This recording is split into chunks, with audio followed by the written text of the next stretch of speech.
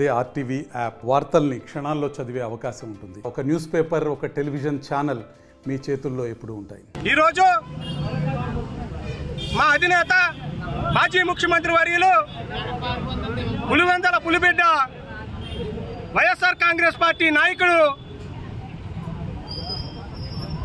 2011లో party ఆవిర్భవించడం జరిగింది. సుమారుగా ఈ రోజుకి 15వ మేము వార్షికోత్సవం చేసుకోవడం జరుగుతుంది. మరి ఒక ఉద్దేశంతో మా నాయకుడు జగన్మోహన్ రెడ్డి గారు యువజన శ్రామిక రైతు కాంగ్రెస్ పార్టీ అని ఒక నామకరణంతో పార్టీ స్థాపించడం జరిగింది. యువకులను మంచి ఉద్దేశంతో, మంచి వారికి తోడ్పాటునివ్వాలనేటువంటి సదుద్దేశంతో ఈ పార్టీని యువ అని పేరు పెట్టడం జరిగింది. శ్రామికులు, కర్షకులు అందరూ కూడా, రైతులు అందరినీ కూడా దృష్టిలో పెట్టుకుని కార్మిక అని పెట్టడం జరిగింది.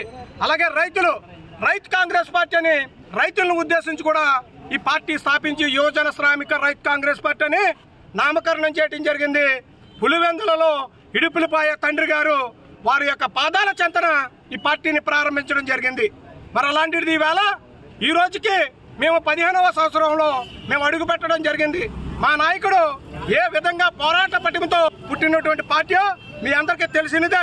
ఇక్కడికి వచ్చినటువంటి మీడియా సోదరులకు అలాగే నాయకులకు అందరికీ కూడా అదే లక్ష్యంతో ఈవేళకి కూడా పోరాటంతో మా పార్టీని ముందుకు తీసుకుని వెళ్తున్నటువంటి అధినాయకులు మా జగన్మోహన్ రెడ్డి గారు. అందుకని ఈరోజు ఈ పార్టీ ఆవిర్భావ దినోత్సవ శుభ సందర్భంగా మరి ఏ ఉద్దేశం అయితే యువజన ఉన్నదో ఆ యువకులకు, విద్యార్థులకు ఈ రాష్ట్రంలో ఉన్నటువంటి కూటమి ప్రభుత్వం దుష్టపాలన ఈ అణచివేస్తుందని, విద్యలకు దూరం చేస్తుందనేటువంటి సదుద్దేశంతో యువకులతో యువ పోరాటం కార్యక్రమం తలపెట్టడం కూడా జరిగింది. యావత్ రాష్ట్రం అంతా కూడా 25 జిల్లాలలో ప్రతి ముఖ్యమైనటువంటి కూడలిలో, కేంద్రాలలో, జిల్లా హెడ్ క్వార్టర్లో ఎక్కడైతే ఉన్నదో అన్ని చోట్లకు కూడా విజయవంతంగా ఈ కార్యక్రమం తలపెట్టారు.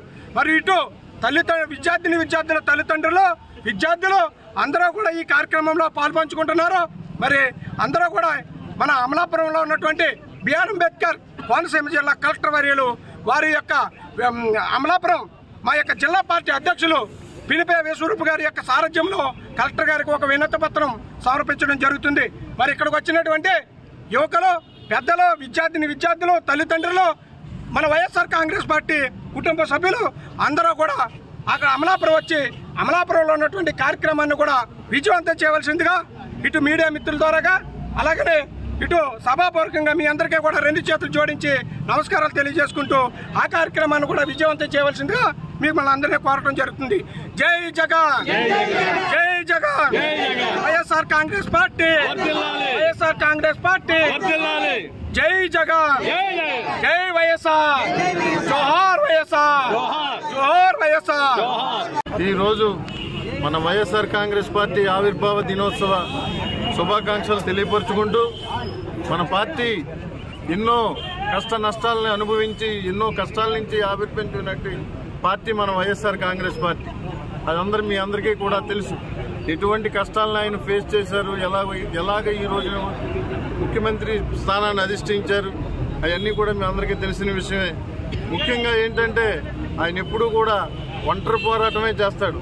ఒంటరి పోరాటంలో 150 సీట్లు గెలిపించుకుని 2019లో అత్యధిక మెజార్టీతోటి ప్రభుత్వాన్ని స్థాపించి అనేక సంక్షేమ పథకాలని అమలు చేసి ఈనాటికి కూడా ఆ రికార్డుని రాబోయే రోజుల్లో కూడా ఎవరు బ్రేక్ చేయలేనంత రికార్డుని ఆయన సృష్టించుకున్నారు. కాబట్టి మీ అందరినీ కోరేది ఏంటంటే రాబోయే 2027లో రావచ్చు, లేదా 29లో రావచ్చు, రాబోయే ఏ ఎన్నికల్లో అయినా సరే, స్థానిక సంస్థల ఎన్నికల్లో అయినా సరే మనందరం కూడా ఒక కుటుంబ సభ్యులుగా ఉండి పోరాడి మళ్ళీ మన వైఎస్ జగన్మోహన్ రెడ్డి గారిని ముఖ్యమంత్రి చేసుకోవాల్సిన ఆవశ్యకత ఎంతైనా ఉందనేసి మీ అందరికీ తెలియపరుచుకుంటూ సెలవు తీసుకున్నాను. జై జగన్, జై జగన్. మరిన్ని వీడియోస్ కోసం ఛానల్ ని సబ్స్క్రైబ్ చేయండి. లేటెస్ట్ అప్డేట్స్ కోసం వాట్సాప్ ఛానల్ ని ఫాలో అవ్వండి. ఆ లింక్ డిస్క్రిప్షన్ లో ఉంది.